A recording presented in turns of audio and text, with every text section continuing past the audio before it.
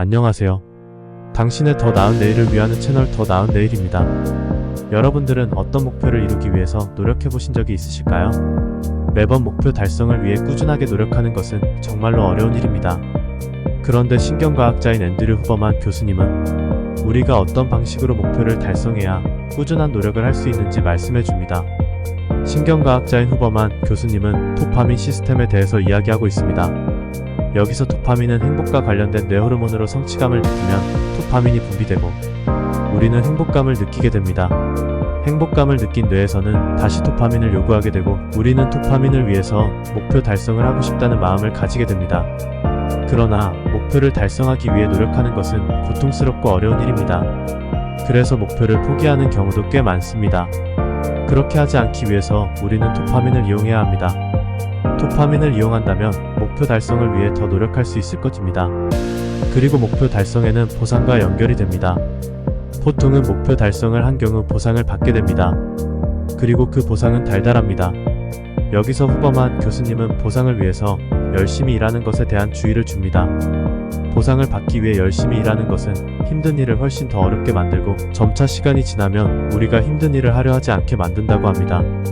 즉, 오히려 보상이 일을 더 열심히 안 하게 만든다는 말입니다. 이에 따른 데이터와 실험 자료를 이야기해줍니다. 스탠포드 대학에서 수행된 실험입니다. 아이들이 그림을 그리고 있었습니다. 그리고 아이들은 그림을 그리는 것을 좋아해서 스스로 그림을 그렸습니다.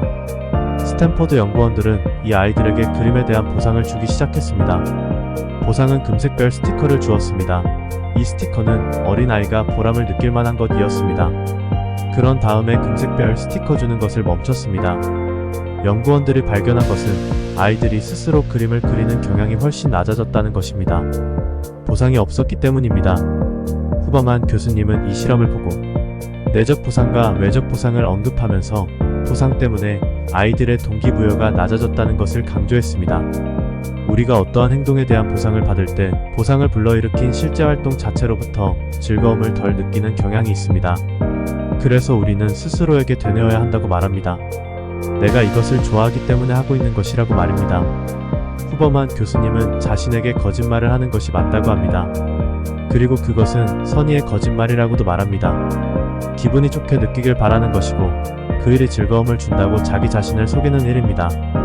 그리고 이것은 우리가 목표 달성을 하고 나서 마지막에 받을 보상에 대한 개념과는 다르다고 말합니다.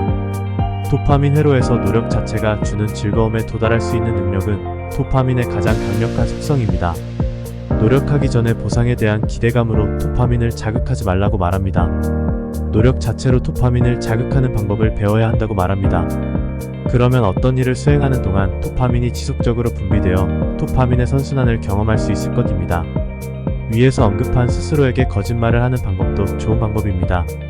스스로의 목표를 달성하는 일은 고된 일입니다. 그러나 그 고된 일을 성취하는 사람이 더 나은 내일을 맞이할 수 있을 것이라고 생각합니다. 정리해보겠습니다. 보상만을 바라고 스스로 노력하는 일은 점점 더 즐겁지 않게 됩니다. 따라서 스스로에게 나는 이 일이 즐거워서 하는 거야와 같은 말을 되뇌시기 바랍니다. 그러면 우리의 뇌는 과정을 즐기고 있다고 생각할 것이고 과정을 거치는 동안 도파민이 계속해서 동기를 부여해 줄 것입니다. 당신이 목표를 달성하는 그날을 응원하겠습니다. 더 나은 내일이었습니다.